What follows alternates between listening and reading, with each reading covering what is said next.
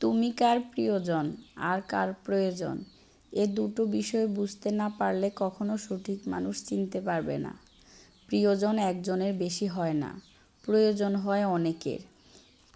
যে মানুষটা তোমাকে প্রিয়জন মনে করবে সে কখনো তার নিজের প্রয়োজনে তোমাকে ব্যবহার করবে না, বরং সব সময় তোমার প্রয়োজনটাই তার কাছে বেশি প্রাধান্য পাবে। অপরদিকে যার কাছে তুমি শুধুই প্রয়োজন তাকে তোমার প্রয়োজনে তুমি পাবে না। প্রিয়জনের কাছে কখনো সময় চাইতে হয় না, বরং মানুষটা সময় দেওয়ার জন্য সব সময় প্রস্তুত থাকে।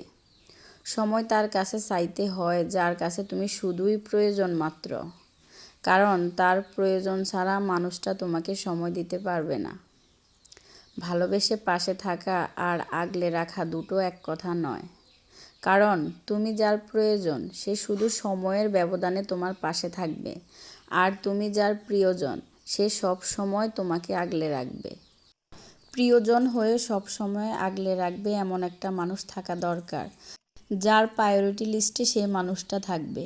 কারো প্রায়োরিটি লিস্টে থেকে রাজত্ব করতে পারাটা বড় ভাগ্যের ব্যাপার, যেখানে অন্য কারোর রাজত্ব চলে না, মানুষটা থাকে একান্তই নিজের।